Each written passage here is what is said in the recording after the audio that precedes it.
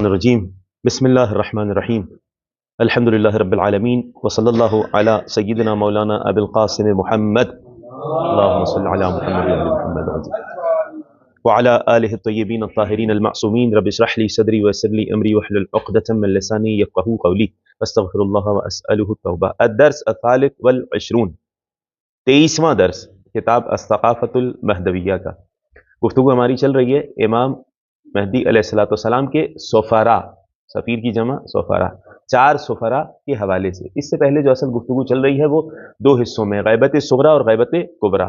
تو ابھی غیبت صغریٰ کے مرحلے میں بیان کر رہے ہیں کہ 4 سفرا جو امام کے گزرے ان کا کچھ حد تک تعارف پیش کیا جائے گا، ان کی اہمیت کتنی ہے یہ پیش کیا گیا۔ پہلے سفیر کا ہم پڑھ چکے ہیں اس سے پچھلے درس میں کہ کس طرح امام نے ان کی تعریف بیان کی۔ 10ویں امام نے، 11ویں امام نے، 12ویں امام نے، تینوں اماموں نے انہیں باقاعدہ قابل اعتماد کہا، اور ان کو ان کے بیٹے کا ذکر یعنی حضرت عثمان ابن سعید کا ذکر آ چکا، ان کے بیٹے محمد ابن عثمان کا ذکر آج کے درس میں آئے گا۔ ان دونوں کو امام نے کہا ما ادیا فانی یؤدیان، جو یہ عطا کر دیں وہ میری جانب سے دے رہے ہیں، جو یہ لے لیں میری جانب سے لے رہے ہیں۔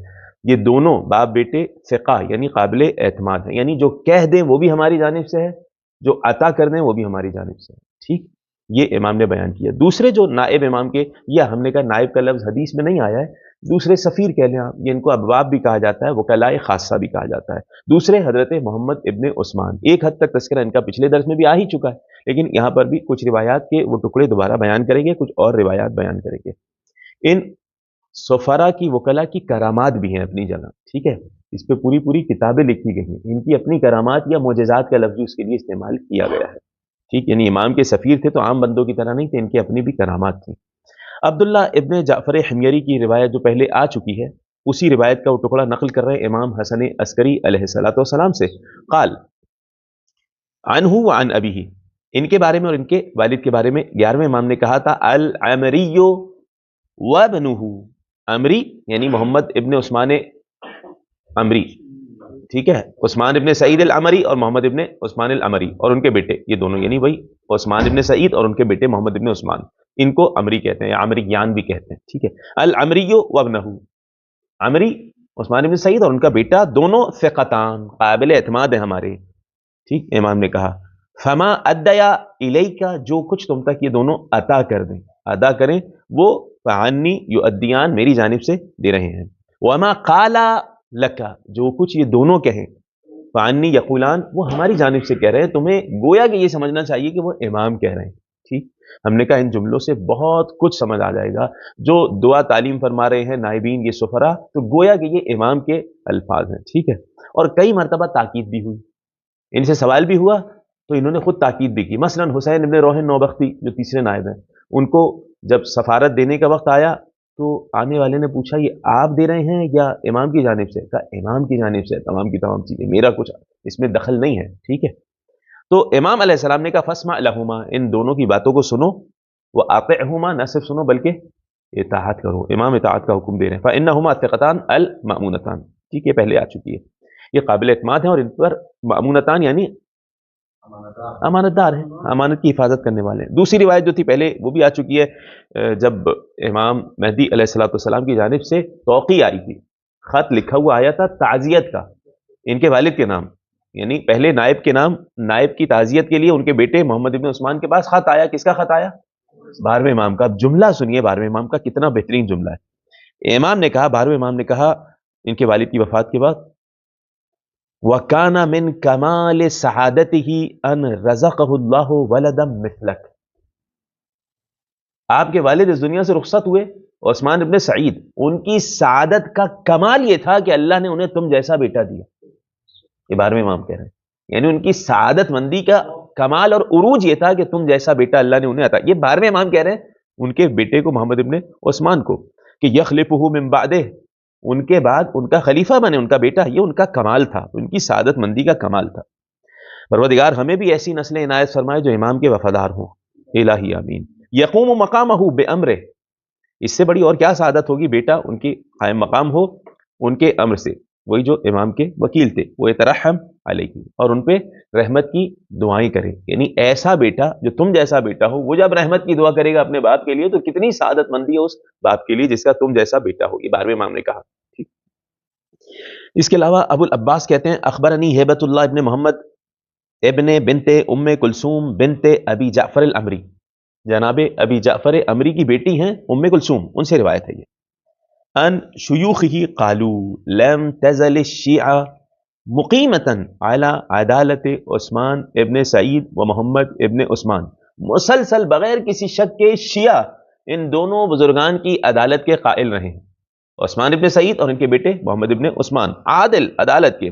الا ان ماتا ابو عمرو عثمان ابن سعید، یہاں تک کہ حضرت عثمان ابن سعید 12ویں امام کے وکیل، 10ویں امام کے وکیل، 11ویں امام کے وکیل، وہ اس دنیا سے رخصت ہوئے، یہاں تک کہ غسلہ ابنہ، ان کے بیٹے نے انہیں غسل و کفن دیا. کون تھے وہ بھائی؟ محمد ابن عثمان، ابو جعفر ان کی کنیت ہے. وہ طول المقام بہی، ان کی جگہ قائم مقام ہو گئے. جعل الامر کلہ لہ، انہوں نے عثمان ابن سعید نے تمام کے تمام امور سپرد کر دیے. کس کے لیے؟ اپنے بیٹے کے لیے. اپنی طرف سے جانشین بنا دیا؟ نہیں نہیں، اپنی طرف سے نہیں، من النص علیہ، کیونکہ حدیث تھی ان کے اوپر کہ یہ امانت دار ہیں. یہاں کوئی میراث والا معاملہ نہیں چل رہا کہ باپ وکیل تھا تو بیٹا بھی ہوگا، نہیں، ان کی اپنی صلاحیت تھی. ٹھیک ہے. بالامانت والعدالت، ٹھیک ہے، امام نے گواہی دی ہے، عادل ہیں وہ اور امین ہے. والامر بالرجوع الیہ فی حیات الحسن علیہ السلام، حتیٰ امام حسن عسکری علیہ السلام کی زندگی میں یہ حکم دے دیا گیا تھا کہ ان کے بعد ان کے بیٹے کی جانب رجوع کیا جائے گا. ٹھیک.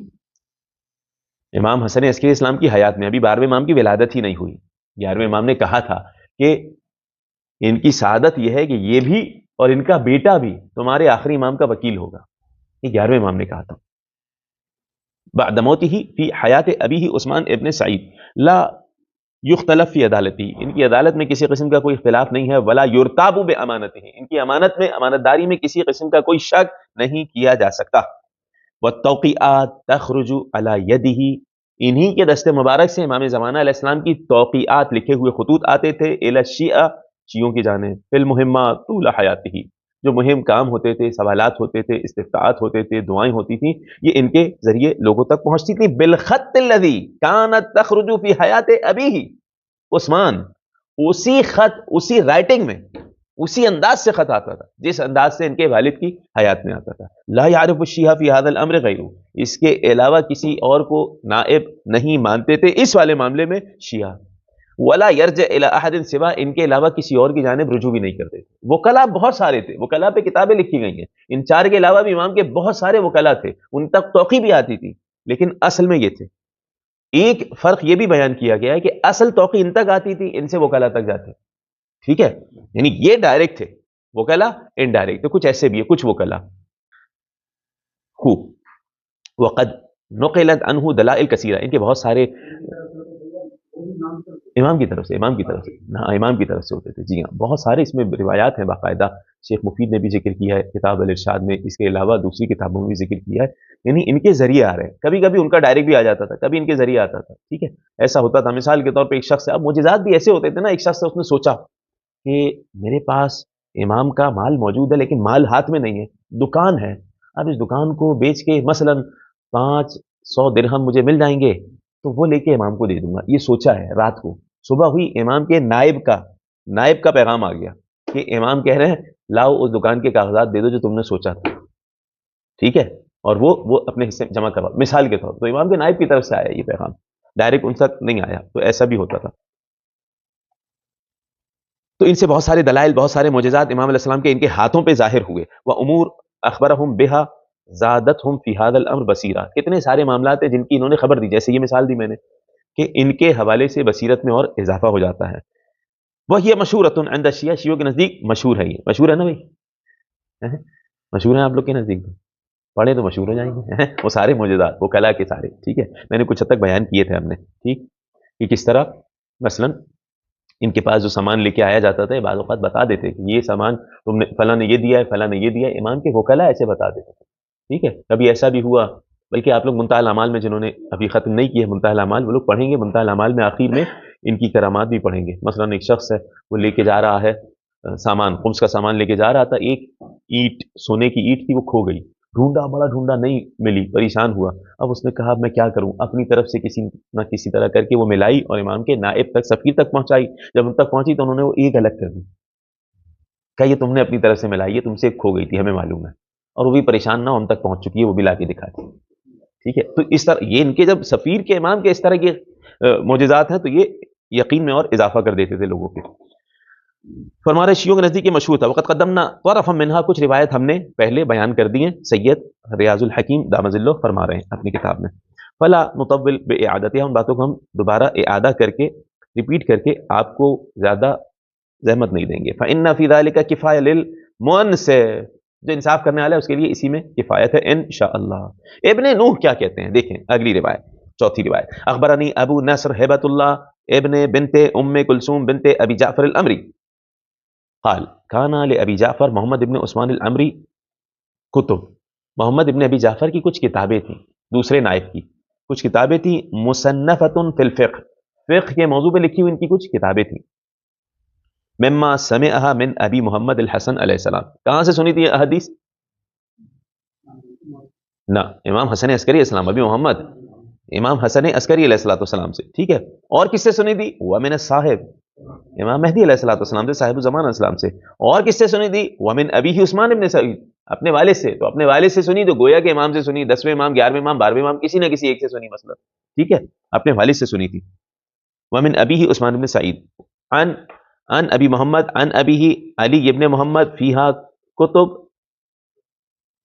तर्जुमतुहा, जिसका तर्जुमा यह है कुतुबुल अशरिबा, इस नाम से इसका नाम, इस नाम से तर्जुमा हुई है। ज़करत अल कबीरा उम्मे कुलसूम बिनते अबी जाफ़र अन्नहा वसलत इला अबिल कासिम हुसैन इब्न रूह इंदल वसीयत इलैहि। ये किताबें किसके पास गई? इनके बेटे के पास गई, मोहम्मद इब्न उस्मान के नहीं, इनके बेटे के पास नहीं गई। किसके पास गई? हुसैन इब्न रूह के पास। क्यों भाई, मीरास में थी, बेटे के पास क्यों नहीं गई? ये इनकी अपनी मीरास नहीं थी, ये इमाम की मीरास थी गोया के, तो आने वाले वकील तक जाएंगी। ठीक, कौन तक गई है? वकानत फी यदिही, उनके पास थी। क़ाल अबू नस्र व अज़ुन्नुहा क़ालत वसलत बअद ज़ालिका इला अबिल हसन समरी, मुझे ये याद आ रहा है कि उन्होंने ये कहा उसके बाद अबिल हसन समरी अली इब्न मोहम्मद यानी चौथे नायब तक वो पहुंच गई। ये भी इन्होंने रज़ी अल्लाह अन्हु व अर्दा बयान किए यहाँ पे, तो इनकी अहमियत जाहिर हो रही है मोहम्मद इब्न उस्मान की। पांचवी हदीस, पांचवी रिवायत है, क़ाल मोहम्मद इब्न अली अल अस्वद अल क़ुम्मी इन्ना अबा जाफ़र अल अमरी, अबा जाफ़र अमरी इमाम मेहदी अलैहिस्सलातु वस्सलाम के दूसरे वकील, हफ़र अल नफ्सिही क़ब्रन, अपने लिए कब्र तैयार की, घर में खुद तैयार कर रहे हैं, कब्र आमादा कर रहे हैं कब्र को। वह सवाहू बिसाज, उसके बाद उसे बाकायदा एक आले के जरिए बराबर कर दिया, पूरी कब्र बना के तैयार कर दिया।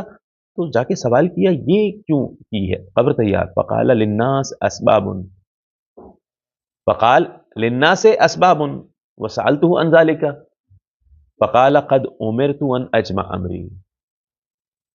क़ाल लिन्नास अस्बाबुन, क्या मतलब? अहसन तो हम, मतलब इन्होंने पूछा, अब लोग भी बैठे हुए, तो अरे बहुत सारे असबाब हैं, कब्र को याद करना चाहिए, ऐसे बता दिया, कुछ नहीं बताया। लिन्नास असबाब, उन लोगों के लिए असबाब बताइए। फिर मैंने पूछा भाई क्या मतलब, क्या असबाब है? तो अब खास तौर से इनको बताया कि मुझे हुक्म ये दिया गया, अपना तमाम साजो सामान समेटो और तैयारी करो, इस दुनिया से रुखसत होने वाले, तो यानी इमाम ने हुक्म दिया है, वो उस खास बंदे को बताया। ठीक है, फ़क़ाल क़द उमिरतु अन अजमा अमरी, मुझे हुक्म दिया गया कि मैं मामलात को समेटूं। फमाता बअद ज़ालिका बिशहरैन, 2 महीने गुजरे, दुनिया से रुखसत हो गए, पहले बिल्कुल ठीक ठाक थे, रज़ियल्लाहु अन्हु व अर्ज़ा।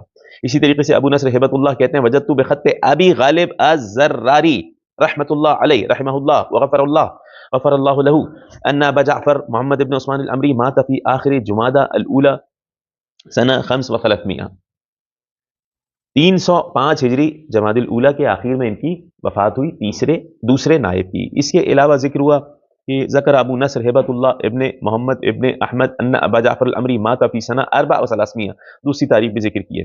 वो अन्नहु काना यतवल्ला, यानी एक साल आगे एक साल पीछे हिजरी में ऐसा इख्तिलाफ आ जाता है, हम बयान कर चुके हैं पहले गालिबन, आपको अगर याद हो, एक साल का इख्तिलाफ आ जाता है हिजरी में। कुछ शुरू करते हैं रबीउल अव्वल से पहला साल, कुछ मुहर्रम से शुरू करते हैं। ठीक है, रबीउल अव्वल से क्यों शुरू करते हैं? क्योंकि हिजरत रसूल करीम की रबीउल अव्वल में हुई थी, तो रबीउल अव्वल ही पहला साल करार पाएगा। दूसरी खिलाफत के दौर में वो 2 महीने पीछे कर दिया गया। ठीक है, क्योंकि जाहिलियत में ऐसे ही होता था, पूरी तारीख है, तो इस वजह से अक्सर एक साल का आपको इख्तिलाफ कुछ जगह रिवायत में मिल जाएगा। मसलन रसूल करीम 11 हिजरी में शहादत हुई है, 10 हिजरी में, तो ये آپ کو دکھے گا. کربلا کا واقعہ 60 ہجری میں ہوا ہے, 61 ہجری میں, یہ آپ کو ملے گا. ٹھیک, کوئی کہے گا 61 میں تو ہوا ہے, سب مشہور یہی ہے, آپ جا کے ابھی یہاں دیکھیں. جی, بکر بن علی, جی ہاں, ان کے روزے پہ ایک پتھر رکھا ہوا ہے, اس پہ کیا لکھا ہوا ہے؟ 60 ہجری میں شہادت ہوئی تھی, کیونکہ 61 ہجری ربیع الاول میں آئے گی, 60 ہجری محرم میں نہیں چل رہی ہے, اس طرح کر کے. تو یہ پہلے ہوتا تھا ایسا. ان کی بات کر رہے ہیں وفات کے حوالے سے. 1 سال کا ہم نے کہا. انه كان يتولى هذا الامر نحو من 50 سنه, کتنے سال وسیع رہے؟ 50 سال تک. یعنی اس کا مطلب سب سے زیادہ منصب سفارت پہ ان چاروں نائبین میں کون رہا؟ علیکم السلام. دوسرے نائب محمد ابن عثمان, سب سے زیادہ ان نائبین میں محمد ابن عثمان سمری رہے ہیں. یعنی 50 سال تک امام علیہ السلام کی نیابت سفیر رہے.